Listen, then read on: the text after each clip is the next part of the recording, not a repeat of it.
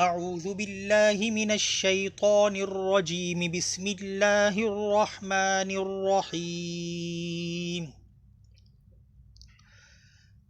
Well لکل ہمزۃ لمزۃ الذی جمع مالا وعددہ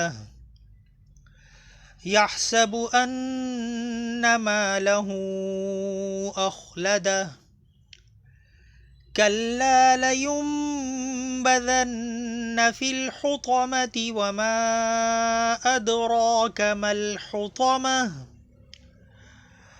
نار اللہ الموقدة التي تطلع على الافئدة انہا علیہم مؤصدة فی عمد ممددہ۔ سورۃ الہمزہ کا ترجمہ۔ یہ سورت مکی ہے اور اس کی 9 آیتیں ہیں اور اس کا 1 رکوع ہے۔ بسم اللہ الرحمن الرحیم۔ شروع اللہ کے نام سے جو سب پر مہربان ہے، بہت مہربان ہے۔ ویل لکل ہمزۃ لمزہ، بڑی خرابی ہے اس شخص کی جو پیٹھ پیچھے دوسروں پر عیب لگانے والا اور منہ پر تانے دینے کا عادی ہو۔ الذی جمع مالا وعددہ، جس نے مال اکٹھا کیا ہو اور اسے گنتا رہتا ہو۔ یحسب ان مالہ اخلدہ، وہ سمجھتا ہے کہ اس کا مال اسے ہمیشہ زندہ رکھے گا۔ کلا لینبذن فی الحطمہ، ہرگز نہیں، اس کو تو ایسی جگہ میں پھینکا جائے گا جو چورا چورا کرنے والی ہے۔ وما ادراک ما الحطمہ، اور تمہیں کیا معلوم وہ چورا چورا کرنے والی چیز کیا ہے؟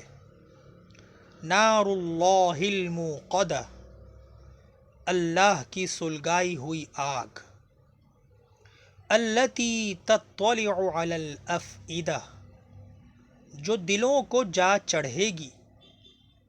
انہا علیہم مؤصدہ، یقین جانو وہ ان پر بند کر دی جائے گی۔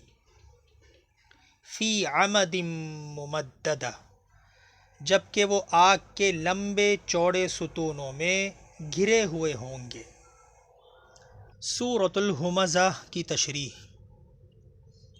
پیٹھ پیچھے کسی کا عیب بیان کرنا غیبت ہے، جسے سورہ حجرات آیت نمبر 12 میں نہایت گھناؤنا گناہ قرار دیا گیا ہے، اور کسی کے منہ پر تانے دینا جس سے اس کی دل آزاری ہو، اس سے بھی بڑا گناہ ہے۔ جائز طریقے سے مال حاصل کرنا کوئی گناہ نہیں ہے، لیکن اس کی ایسی محبت کہ ہر وقت انسان اسی کی گنتی میں لگا رہے، اسے گناہ پر آمادہ کرتی ہے۔ اور جب کسی شخص پر مال کی محبت اس طرح سوار ہو جائے تو وہ یہ سمجھتا ہے کہ میری ہر مشکل اسی مال کے ذریعے آسان ہوگی، اور وہ موت سے غافل ہو کر دنیا داری کے منصوبے اس طرح بناتا رہتا ہے جیسے یہ مال اسے ہمیشہ زندہ رکھے گا۔ اللہ بچائے، دوزخ میں آگ کے شعلے لمبے چوڑے ستونوں کی شکل میں ہوں گے، اور وہ چاروں طرف سے دوزخیوں کو اس طرح گھیر لیں گے کہ باہر نکلنے کا راستہ بند ہوگا۔ جزاکم اللہ خیرا۔